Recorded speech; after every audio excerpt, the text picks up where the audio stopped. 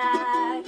Me and you gonna have a little chat about books.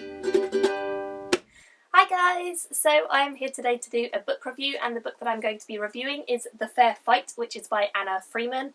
This is classed as historical fiction, which is not something I read an awful lot of, but it is a genre which I really enjoy. I don't tend to read it very often because it's usually a lot slower for me than fantasy, but I do tend to really enjoy this, so when I saw this over on Mercedes' channel a while back, I really wanted to get my hands on it, not only for the beautiful, beautiful cover, but also because I heard it was about female boxing and historical Edwardian sort of times in England, and it just sounded really interesting and really fun. So I thought I would pick it up, and I ended up doing this as a buddy read with Tanya and Yamini, whose channels are linked down below so you guys can check them out. And we had a great time doing a buddy read, and yeah, I'm going to tell you guys what I thought of this, because it's something I don't usually read, but I still really, really enjoyed it. Also, this is Anna Freeman's first book. It's her debut. For her to bring out this as her debut, I think it's very impressive because I really enjoyed it.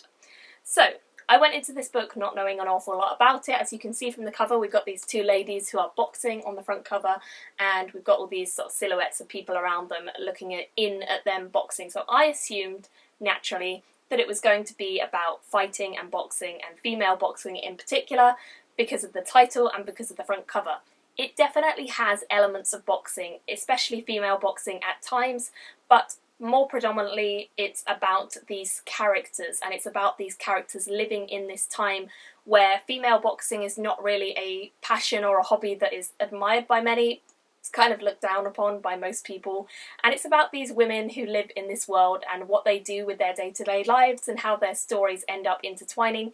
There are male characters, there are female characters, but I think this is really the story of the two female characters, even though the male characters are involved, because ultimately it revolves a lot more around the two of them once you're far enough into the story to understand that. It does start off with some of the male characters as well coming into it a bit more, and it does end with some of the male characters as well, but I think ultimately this is a story about the relationship of women in this time period and how they had their day-to-day lives. It's set, as I said, in Edwardian England, and we follow a set of different characters. Some of them are male, some are female, but they're all fairly well off except for one of them. One of them is a fairly lower class citizen. She comes from a brothel, and she is called Ruth, and she lives with her family who owns the brothel, and she doesn't really have any prospects. She doesn't really think that there's anything in her life that is going to change her or get her out of being in this sort of prostitution industry. She thinks she's going to always live there and, you know, have to start whoring herself out essentially when she comes of age, which is not strictly true, because one day a young man called Mr. Dyer comes into her brothel in order to, I assume, meet some ladies, and he actually spots Ruth and her sister having a fight in the middle of the kitchen, and so he pulls them apart, and he actually finds Ruth quite charming, and he decides that he is going to back her as a female boxer, and he's going to pay for her to become this female boxer and see how she does. So Ruth is one of the main characters, and later on we meet a young lady called Charlotte who is related to one of the other male characters.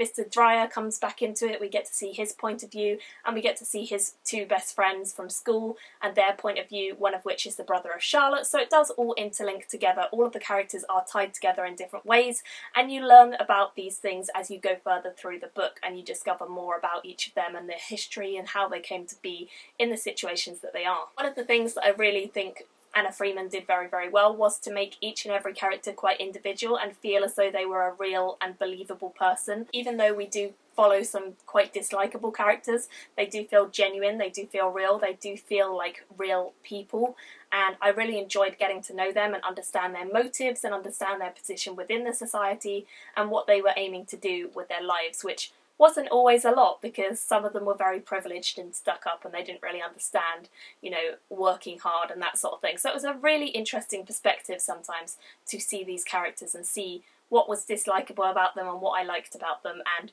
who they were and how they fitted into this time period. As I said before, the misconception with this book is that it's really focused on the female boxing. It's not really focused on the female boxing. Boxing as a sport is a predominant part of the book. It definitely influences some of the things that the characters do. They bet on the boxing, they go and watch the boxing, but ultimately there's not a massive emphasis on the boxing. It's more about their lives and their livelihoods, and this is what really pulls the story forwards. Even though boxing is a passion for some of the characters and it's a real interest for others, it definitely doesn't focus solely on that. And if you don't know anything about boxing, because I don't worry, because you won't be confused. It's quite easy to understand, and it's not really that technical because it was sort of street boxing a lot of the time, which of course is not quite as rigorously controlled as it is nowadays as a sport. So yeah, it's a really interesting concept, and I like the fact that it was focused on boxing at times because it's something I hadn't really read before in a historical fiction book, and I enjoyed it a lot. As I said before, I found each of the storylines started out quite engaging, and then as it went on I found myself way more attached to Charlotte and Ruth as characters. I thought that their storylines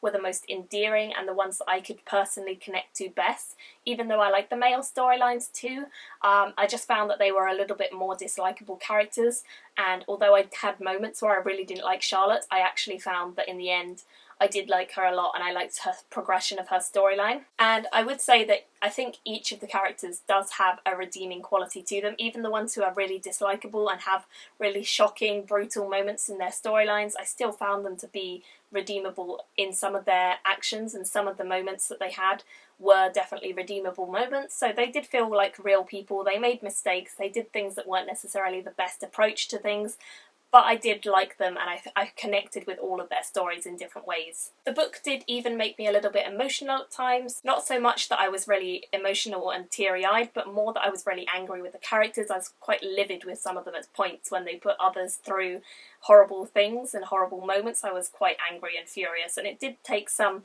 turns that I really wasn't expecting, and I liked those a lot. I loved the writing style of this book. I felt like the writing style itself was so easy to get into. It was fun, it was approachable, it didn't feel hard to get into. It was actually written a lot phonetically, and there were some slang and crude comments and things that were put into the story that really helped you to understand the times and the accents of the people within the book.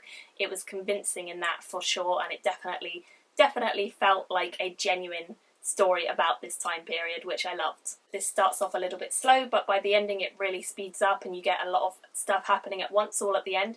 Maybe a little bit too rushed, but to be honest, for a debut book I thought it was very well handled, and all the characters were given their spotlight time and all of the story was interesting. If you are thinking about getting into historical fiction but you've not read an awful lot of it, or you don't really know where to begin, I would highly recommend this. It's an excellent example of Edwardian historical fiction with a kind of twist of like these interesting characters who are fairly stereotypical, and of course it is beautifully written, so I would definitely recommend it. I ended up giving this a 4 out of 5 stars. I thought it was very entertaining.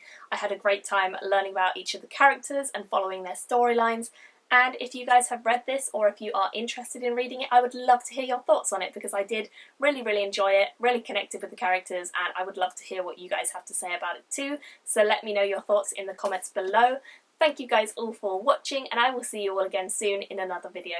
Bye! Me and you gonna have a little chat.